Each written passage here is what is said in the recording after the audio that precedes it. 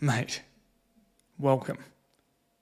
What you're about to learn and experience is going to change the game for you.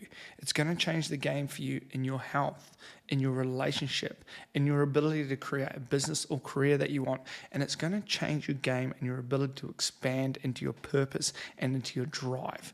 We have used this system with over 5,500 guys, and it has been a phenomenal way to get guys massive results with as little effort as humanly possible. Not no effort, but as little effort as possible.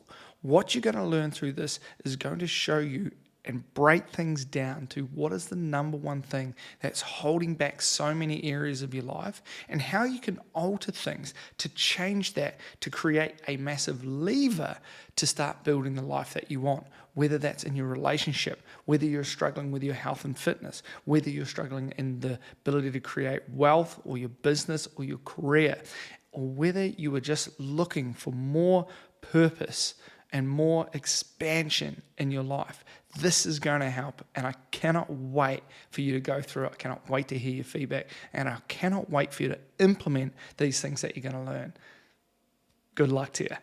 Welcome to the hierarchy of success. Now, if you find you have restlessness, you're constantly craving, or you have the endless scroll of social media, or you get to the point now where you're quickly rushing off to rub one out at lunchtime or when you're bored, or at the end of the day, you start to use drugs or alcohol just to escape the busyness of life and that feeling of overwhelm. And you don't have the motivation and that drive that you used to have for life. This training here is going to walk you through what is going on for you and what you can do about it. Now, a little bit about us. This Uncommon Man project was founded by men for men to create an impact in the world. We are big believers that stronger men create stronger communities. And that is our sole mission through all our coaching, accountability, and connection. Now, our goal is to educate, empower, and inspire action people, because without execution, we don't get the results. Now, I'm sure if you're anything like me, that you know enough. You don't need to know more. It's about executing and finding out what's really going wrong for you, so you can make sure that the levers that you're pulling on, the levers that you're executing on, are giving you the best results. So I always talk to guys and I'm like, does this kind of sound like you? You look in the mirror, you think, where did that passion go? Or you remember those mornings where you used to wake up passionate, excited, whether it was to go to work or whether it was just to wake up with your family. And now it kind of feels empty and almost silent. And you're not pitching tents like you used to. Like, that is a really strong sign that you are a healthy man in line with his passion and purpose. And, sometimes for those guys, their eyes used to be filled with dreams and now they're just pessimistic on life and they're not getting the juice that they used to. Now, we talk about this in terms of mojo and zest, but really when you break it down, if the things that are going on in your life and you're feeling like you're distracted and you're feeling like you're overwhelmed and there's this level of anxiety and you want to get to here where your energy is great, your relationship is fantastic, you feel connected, you're earning the money that you want to earn, you're connecting with your family the way that you want to do, and you've got the body that you want along with the career and the business. That is really the kind of guys that we work with and where they want to go. But these are some of the things that are going on for them. Now, you have to really value some of the things at the foundation in order to get the change that you want to. This is so important. You're building up the confidence to make change. Now, there is the 4 areas are essential to get what you want in life. And these are health, relationships, wealth, and purpose. Now, there is one thing in the middle that we're going to talk about today and a few other things that add to this that is the big lever in the middle. Now, many of our guys have tried things in each one of these sectors. In health, they've tried diets, workouts, supplements, fasting. Relationships, they've done therapy, counseling, vacations. And then there's the wealth part, which is like manifestation, investing, business and coaching, strategies and tactics, savings, all these things. And then and the purpose, or what some people might call spirituality, they've gone down the psychedelic route or therapy or self-help books or guru advice or career advisors. And really these 4 areas are really dictated by a few things going on at the center of the circle. But I wanted to take one dive deeper because On the inside here, we have the nervous system, we have hormones, we have gut, we have the unconscious mind, and trauma. Some of these things you may be aware of, and some of these things you may not. They all will affect something on the outside. So for the nervous system, it's stress and cortisol. For hormones, it's your recovery and your drive. For gut, that's your depression and your connection. For unconscious mind, that is manifesting the life that you want. For trauma, this is where you get the peace and the response and react, where you feel you jump down somebody's throat, or you're short with the kids, or at work with your employees, you either get angry with them or you kind of push them to the side. This idea that we're surrounded by idiots. This is all encompassed in this. But within the thing in the middle, this influences all your areas of life. Now, we will get to that, but before we do, it's important to really have a clear understanding of the foundation of your health and your success and your well-being. These are normally symptoms that are stopping you from living life to the fullest. Okay, if you stick around at the end, we also have a gift for you as well, which I'm kind of excited about. That it'll help you tackle the root cause. No BS, it's free, and it does work. That's the most important thing. We've had over 5,500 men go through our program, and it's so important. This stuff does work. Next, we move on to the nervous system. Now, the nervous system is, by definition, the network of nerve cells and fibers that transmits impulses between various parts of the body.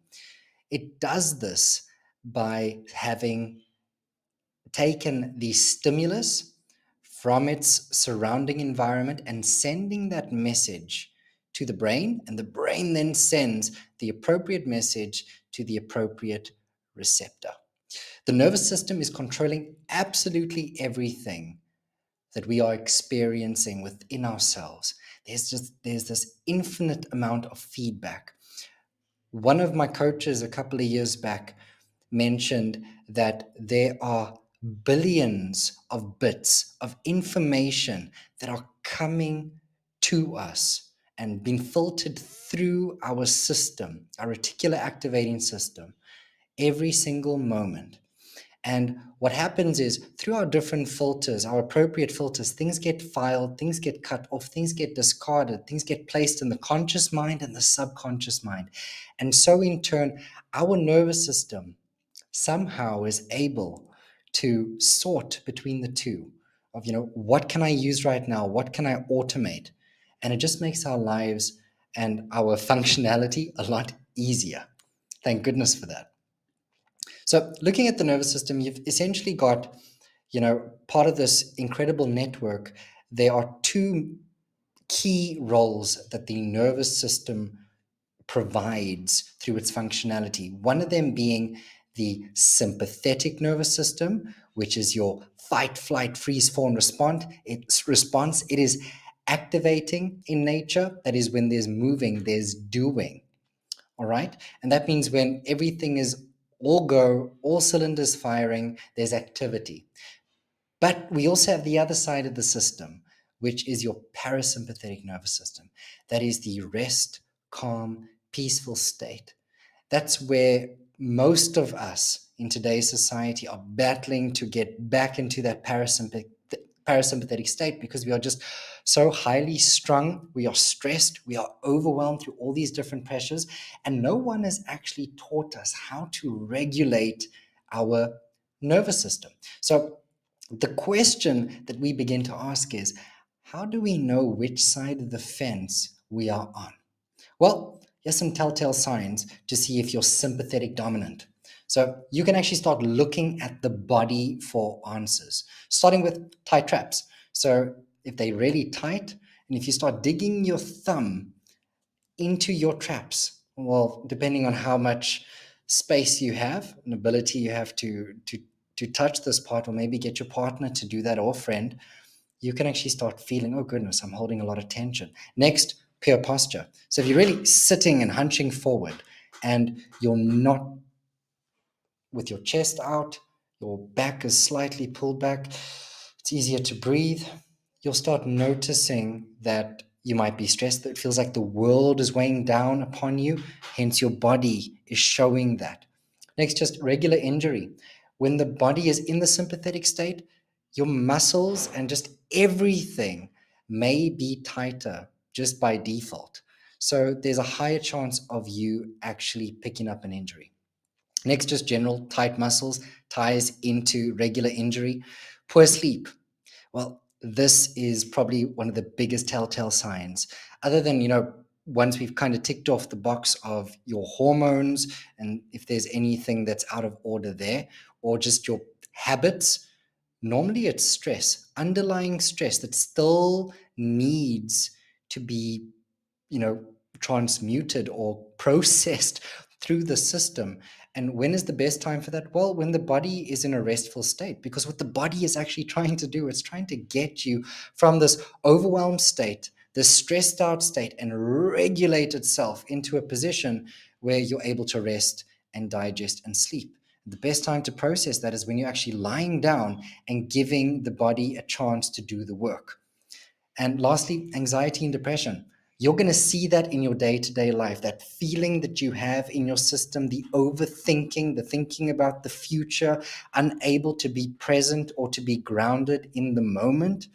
Those are telltale signs of just you feeling that you are stuck in the sympathetic dominant state. So your sympathetic nervous system is overfiring, and your parasympathetic state is saying, hey, like we also need some attention, because if we don't, the body is going to burn itself out. And then we start looking at burnout. We start looking at all these other things that we've heard time and time again that is a byproduct of being in the state over prolonged periods of time. And then we have chronic conditions developing where different parts of the body start failing or start fumbling. And we're like, oh, goodness, I see that there's an issue. But most of the time, we end up just focusing on what the symptom is versus the root cause, which is we've been stuck in the sympathetic state for a prolonged period of time.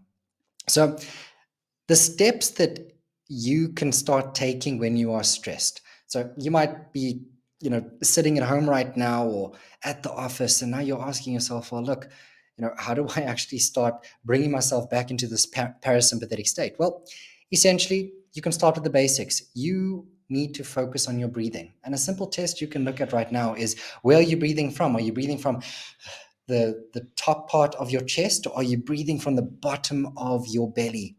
Just deep diaphragmatic breathing. If you're not, you're probably in your sympathetic nervous system. Again, another telltale sign. So focus on taking some nice conscious deep breaths. Imagine that you're pulling air from the bottom of your belly up and release, just starting with something like that. You might feel a little bit lightheaded, but do that for a couple of minutes a day. You're going to start telling the body, hey, I'm all right. I can start regulating myself a bit better. You will feel a difference. Rest. Dr. Walker, who is a sleep expert, has essentially stated that you need to have at least 8 hours of sleep. That is just the global standard. That is the golden standard of sleep. If you're not getting those 8 hours in, and more importantly, if it's not quality sleep, that's going to be taking years off your life. And yes, you might have a newborn at home. You might be building a business. You might have a lot of things going on. But then we're looking at quality. And if you're not getting that, how are you sustaining what you're doing? Really important to start bringing sleep into the equation, because honestly, if you're not sleeping right, nothing of what we've discussed here before and after this presentation today is going to be that effective, because that is when the body heals, detoxes, regulates, gets all the systems cleaned out so you can take on the next day. All right, physical activity. Well, another conscious form of action where we get to get up and take control of the system is, well, helping us complete that loop within the sympathetic nervous system. So when there's a stimulus, we move into the sympathetic state. And the problem is, because how busy life is, we end up getting stuck in this loop, and we end up repeating the sympathetic loop without completely regulating the cycle, completing the cycle and getting back into this parasympathetic state. So what can help us regulate the system a lot more is physical activity. Just going for a walk, or setting time aside to get up, walk around, maybe do a light workout. It doesn't have to be high intensity, just actually moving the body getting the body to move and release some of that energy, that nervous energy, nervous system, nervous energy. It's allowing you to regulate your system a lot better. And then lastly, if you are stressed, it doesn't mean it's a bad thing. Stress does have a direct correlation with higher functioning, but over prolonged periods of time. So if you are going beyond 30 to 3 hours of stress a day and you're staying in that state and you're bringing that home, that's when it starts impacting your body, your mental, emotional, physical health. And it's important to really do some introspective work. So sit down and notice, what is your default level when you're getting home? Are you still feeling like an 8 or 9 out of 10 in terms of that level of stress? When you get home, sit down and find a way to disengage. Journal. Don't just numb out in front of the TV. Ask yourself a couple of questions, and begin that process of regulating yourself through deeper breathing and leaving the day in the office. Don't bring it home with you. You are allowed to rest. An interesting statistic that you may or may not be aware of is that mental health problems are a serious concern in men, and 70% of all suicides are actually committed by men.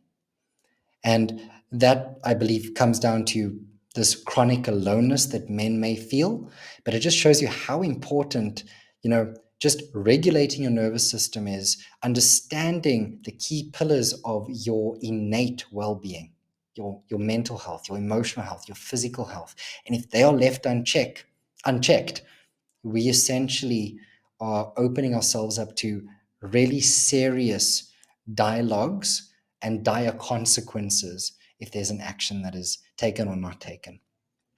So just to kind of put this together with where this sympathetic state comes in terms of where we may find ourselves within the cycle of being activated in this state.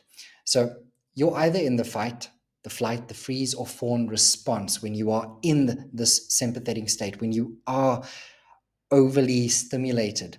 So fight or flight, it's normally fight is you are the aggressor, you are confronting something. Flight is obviously you're stepping back. Freeze is this paralyzing, going numb effect. And fawn is basically responding to a threat by seeking to please or appease the source of threat. This starts tying into trauma-based work as well and trauma responses, but it's all integrated into your nervous system again.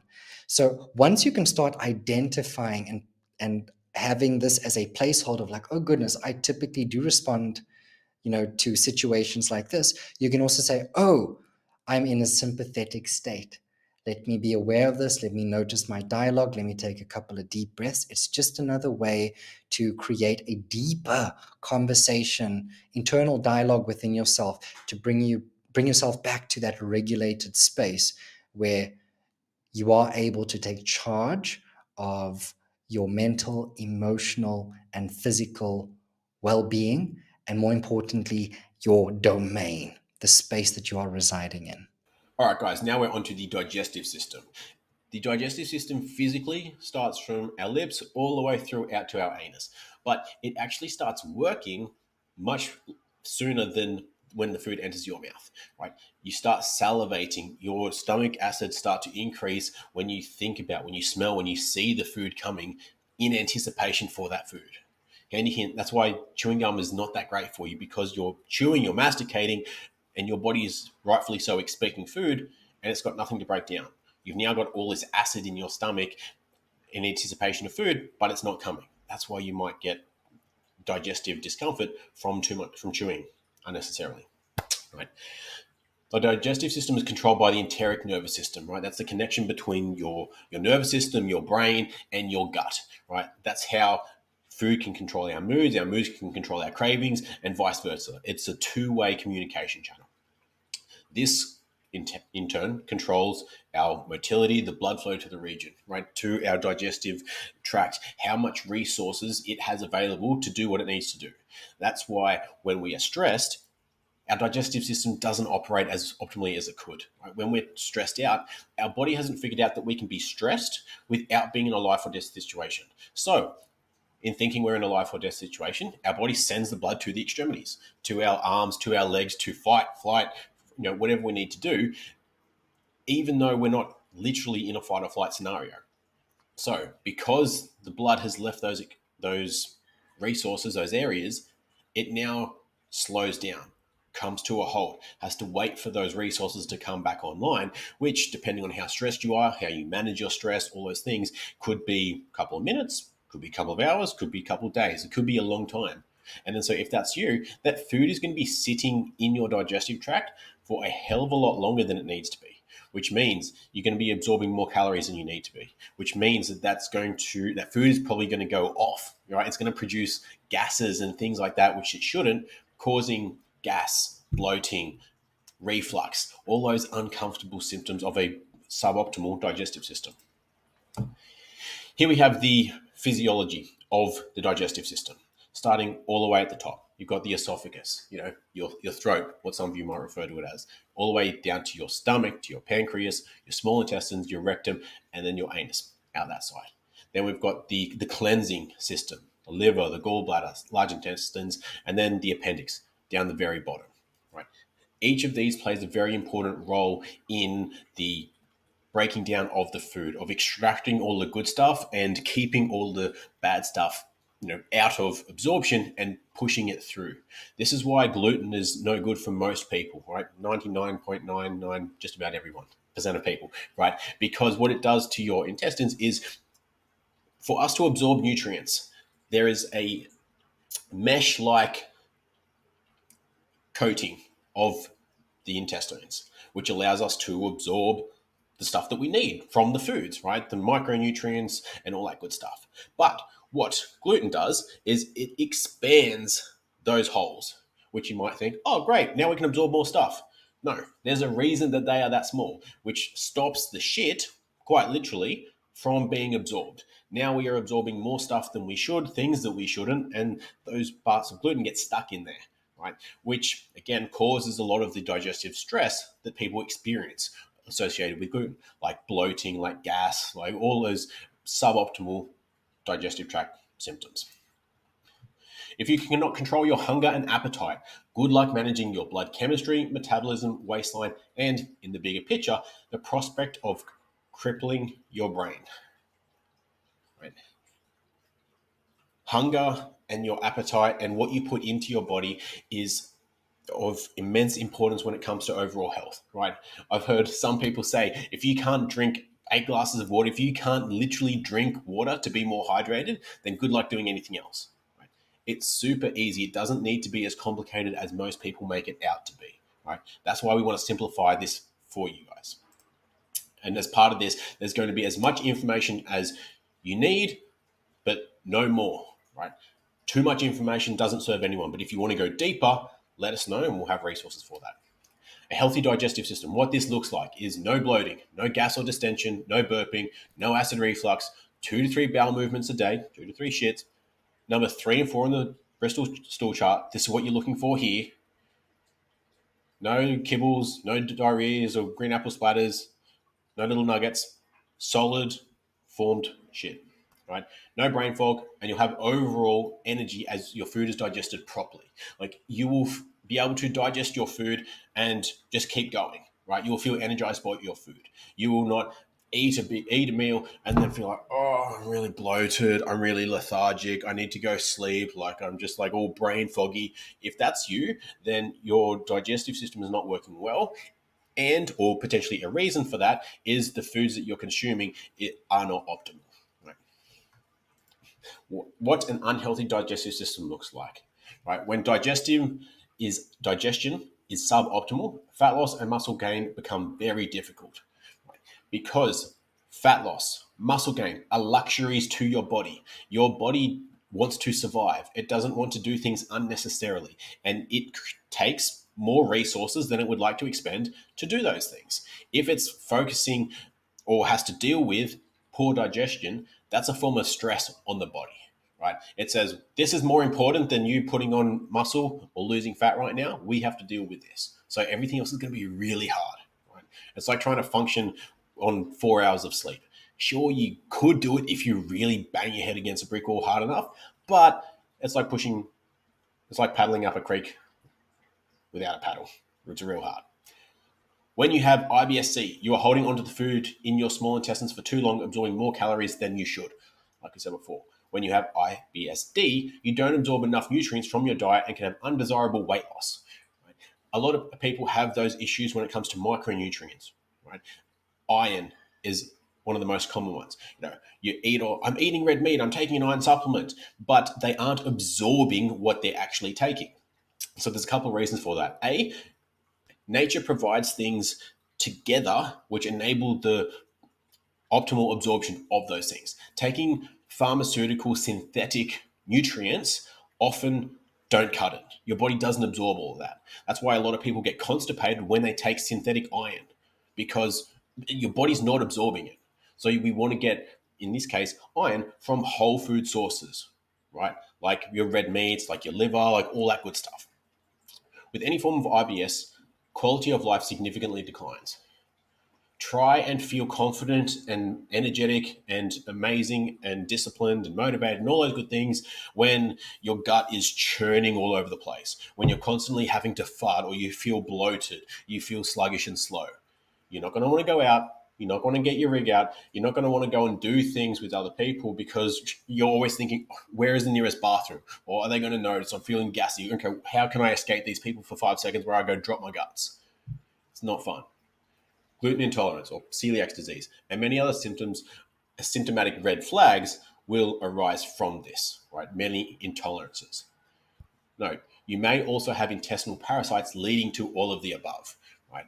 There's not just one potential cause of these things, but when you start with the easy markers, looking after your food, looking after your nervous system, working your way down, they can fix a lot of these issues. And then if you finally work all the way through those and then they are all immaculate, then you might be looking at something like parasites.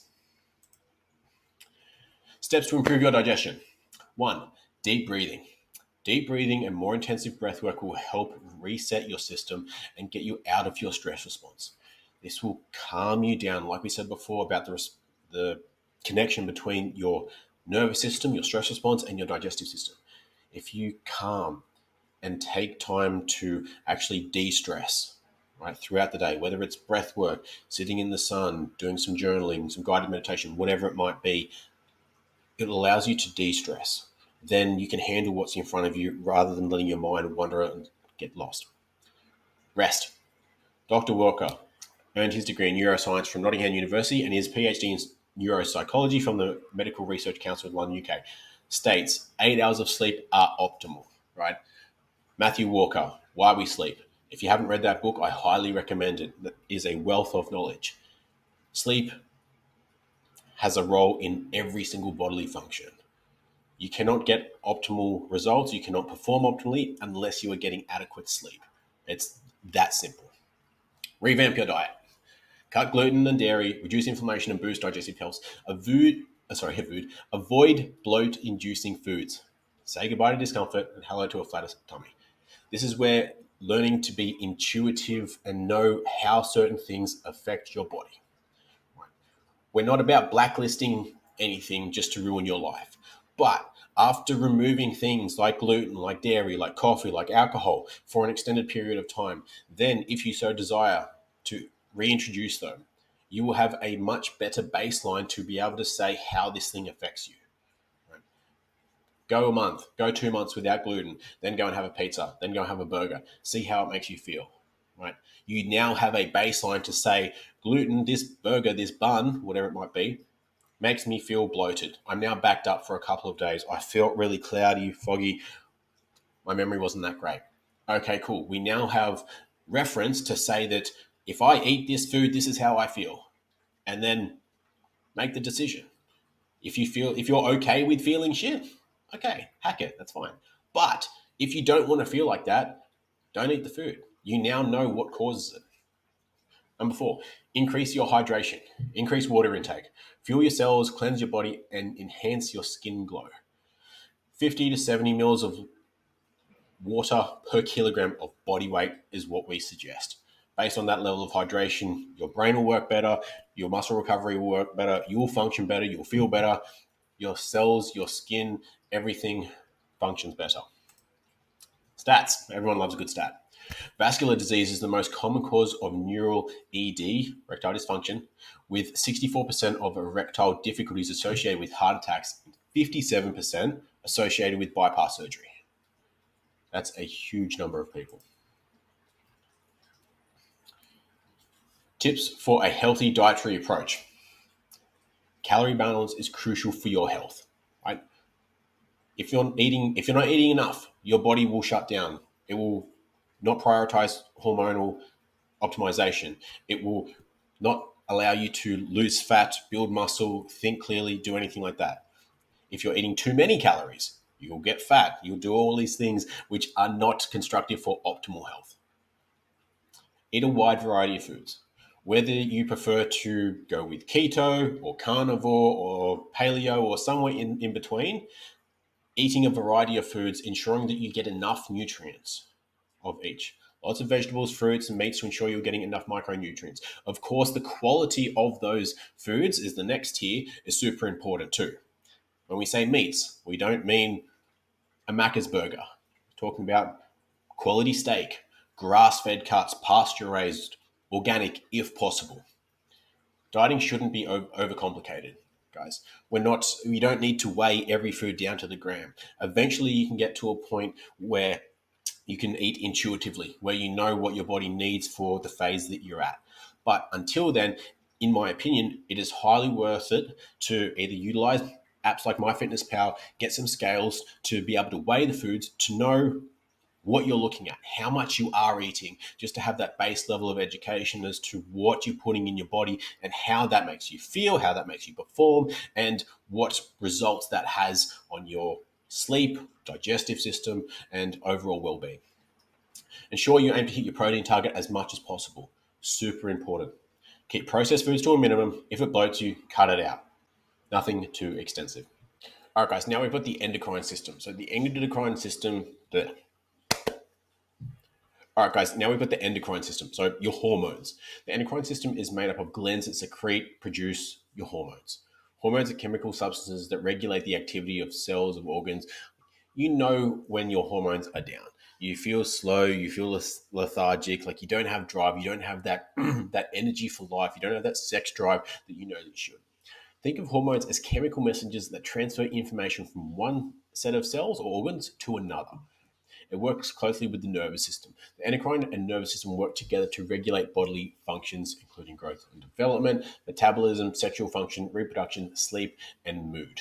Basically, all the good stuff in life. You can get by without optimal hormone production, but you won't enjoy life. You won't function very well, you won't perform very well, and you won't feel very well either. These are the elements of the endocrine system. The hypothalamus, pituitary gland, and the pineal gland, all within your brain. They send signals to the other sites to produce certain hormones, produce more of this, less of this, regulate that, all within those balance. And certain things, especially from certain signals from our nervous system, control and influence those signals as to when, how much to produce. So we've got the hypothalamus, the pituitary gland, and the pineal gland all in the brain that tell the other glands when to produce, secrete, release how much of those hormones. Then we've got the thyroid and parathyroid glands, the thymus, ovaries for females, testes for us guys, pancreas, adrenal glands, and placenta for females again. Signs that your hormones are not optimal.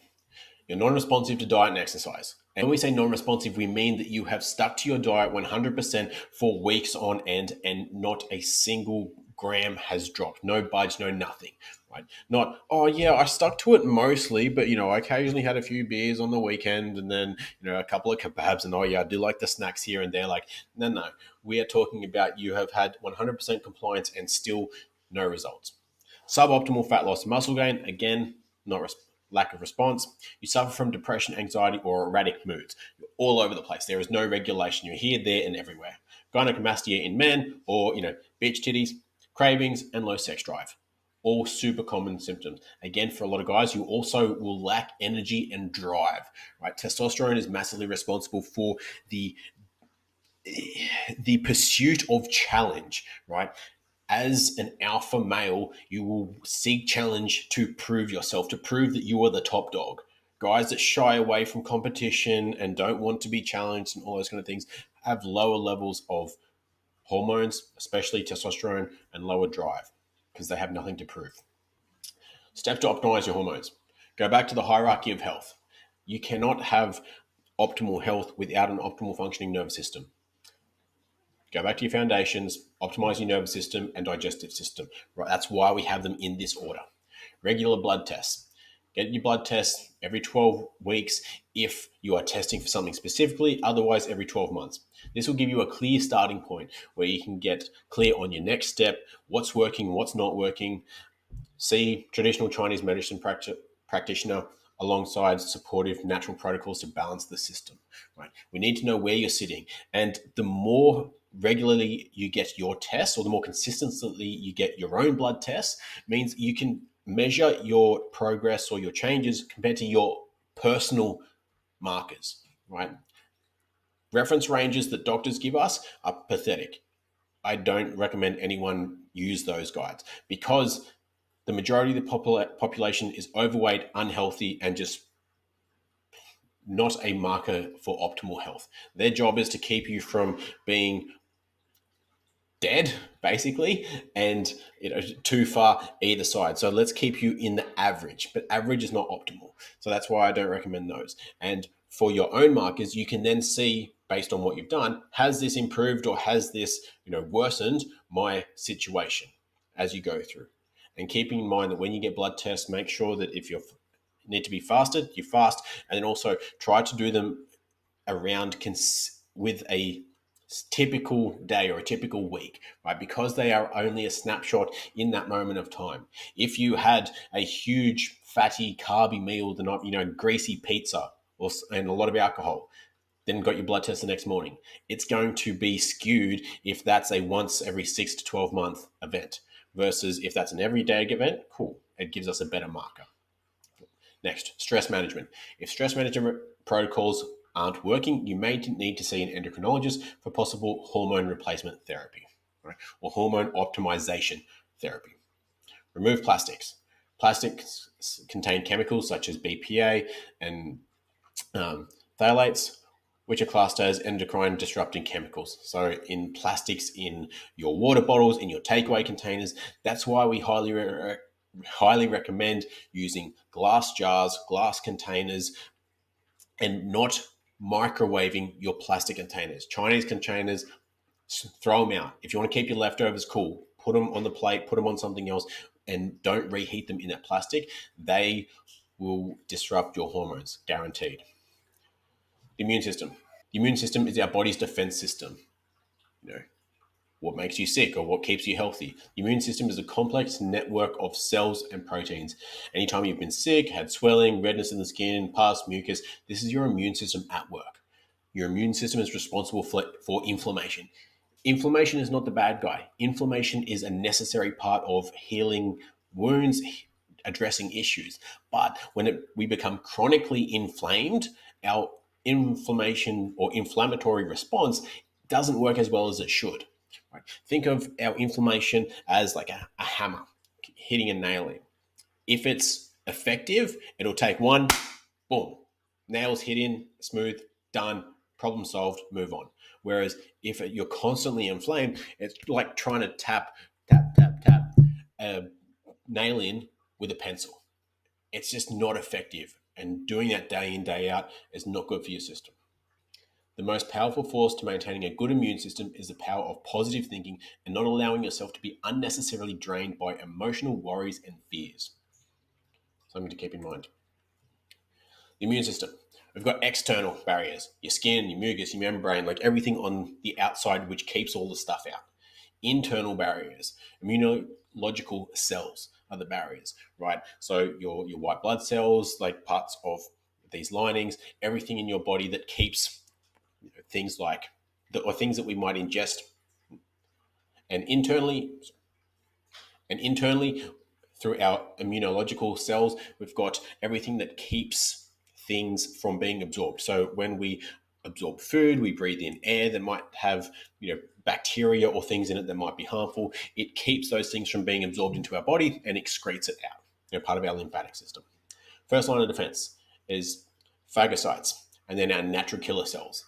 These both help to fight off anything that might try and contaminate us and inflame us unnecessarily and just weaken our general being. And the second line of defense after that is our T cells and our B cells. So the T cells receive message from the phagocytes, eliminate enemies, and inform the B cells. So they come in, they're like the SWAT team, kill everything out. And then the B cells produce antibodies and store memory. So your body recognizes, hey, we've fought this before. Next time you see it, here's the cheat code to defeat that thing, right? That's generally how vaccines work. They give you the dead cells, so your body recognizes that that virus, whatever it might be, store that for later. Next time we come up with that, here's the cheat code. Here's how you defend and defeat this thing. Your immune system and body works against you. Not a fun time. Your results are slower, your progress is slower, your performance is slower, you as an individual are slower. Autoimmune diseases such as Crohn's, psoriasis, type 1 diabetes, rheumatoid arthritis are when the immune system starts to attack its own body from within. They've been linked to stress, lack of nervous system regulation, mental health, and other related disorders. Refer to the hierarchy of health as a baseline. So many people have come to us with Crohn's, with other autoimmune diseases like psoriasis, and just by improving their nervous system, things have massively got better, right? Their symptoms have reduced, their responses have reduced, their outbreaks have reduced, purely because we looked after their nervous system. Your nervous system is the base for everything. That's why we harp on about it so much and why we prioritize it so heavily. Fix up your mindset, nervous system, hormones, digestive system, and this will minimize your autoimmune symptoms, like we just said. And your mindset is huge about this. If you believe something will work, you will make it so. You will make it work. Because you believe this works, you'll be more likely to go and do it. If you're constantly thinking, nah, this is a crock of shit, it's not going to work, I'm not going to do this, you will find reasons to not do it. You won't do it to its fullest extent, and consequently, you will manifest that it will not work into reality. Whereas if you approach this from the perspective of, I know this is going to work, I'm going to put everything I can into making this work because I need it to work for me to live the life that I want to live, then you will make it work. One of the quotes that I love from Rich Dad Poor Dad is, he says, the rich people view things as, how can I make this work? How can I afford this? Poor people have the mindset that I can't afford this, I can't do this. When you adopt the rich person's thinking of, how can I make this work? How can I do this? Anything is possible. Now, so what is the root cause? And right in the center here, right at the kind of epicenter of what's going on, is this neurotransmitter of dopamine. Okay, dopamine is often labeled the feel-good chemical, but it's so much more. It's the anticipation, the motivation, the I want feeling. And when it's unbalanced, it leads to behaviors like overeating, addiction, procrastination is a really big one. And I mentioned earlier that idea where you get to the middle of the day and you're slightly bored and it's like, maybe I'll just go rub one out in the bathroom, or maybe I'll get some little nose beers in the afternoon just to get me through and feel like there's less going on. So looking through this, there are three kind of areas that are dictated by these neuromodulators, and dopamine being one of the neurotransmitters in here. You've got your physiological, you've got your stress, and you've got your discipline. And that is the idea of like knowing what to do, but not following through and executing on that. So what is dopamine? So briefly touching on that, it is often referred to as the feel-good hormone. And for people who have an imbalance, they often find themselves easily distracted, indulging in habits you know aren't good for you, but you're facing a lack of motivation for the things that excite you. And these are all signs that your levels could be dictating your life. But fear not, there are things that we can do, and we'll share that later on as well.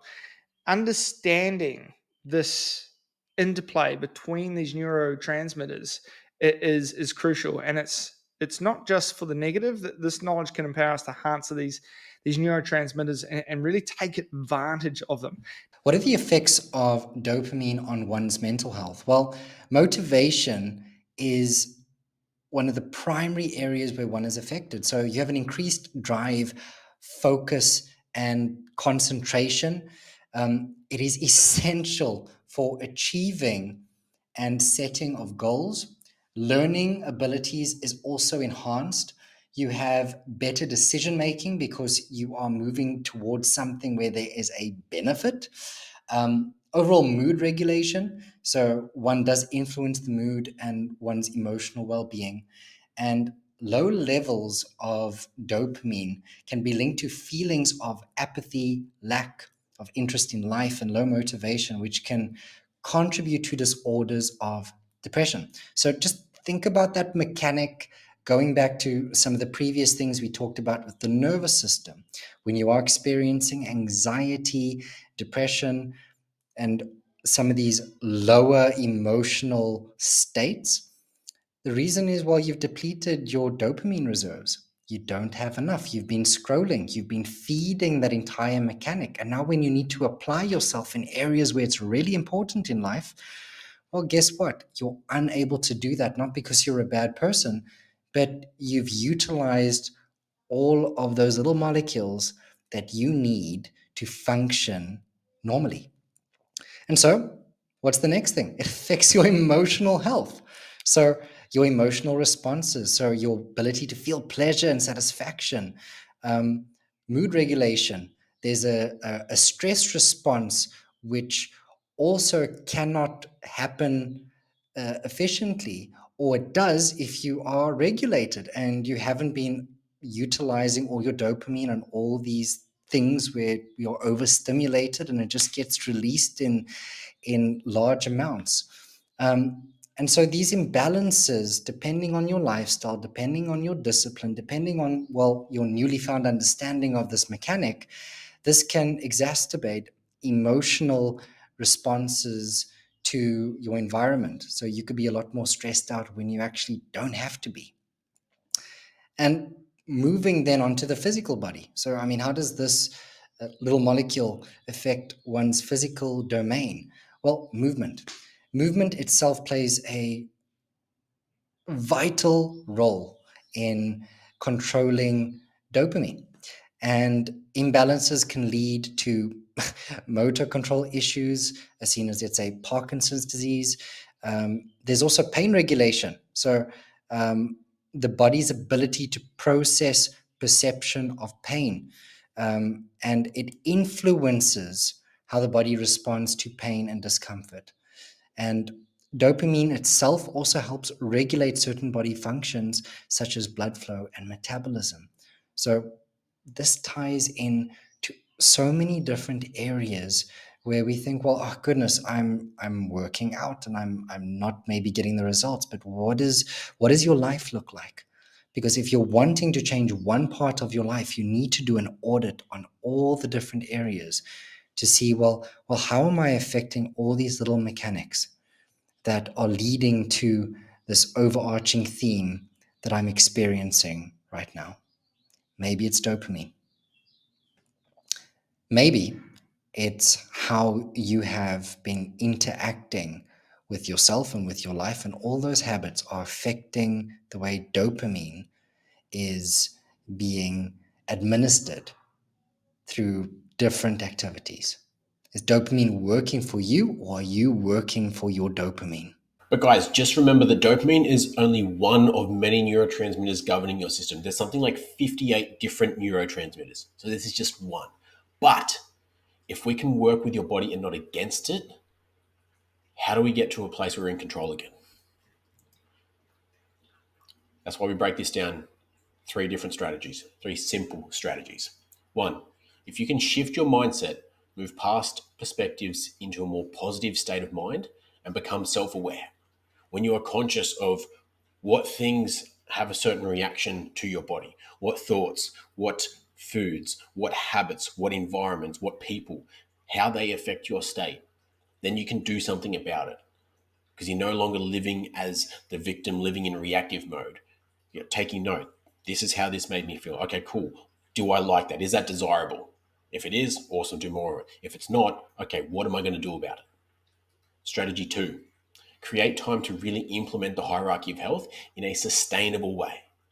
We are not here to put you on some 12-week challenge and cut out everything and do some crazy routines for the next 12 weeks and then say, oh, I got this amazing result. Awesome. Wonderful. Now go back to the things that you were doing beforehand and then just repeat this cycle.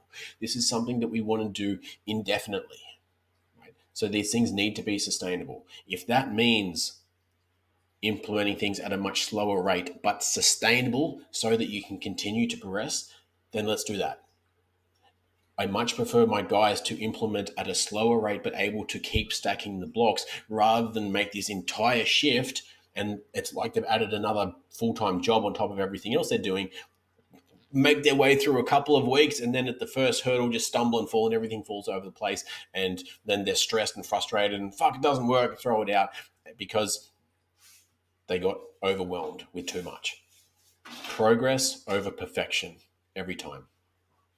Strategy 3, take the path of least resistance where there is community, support, and you get exactly what you need.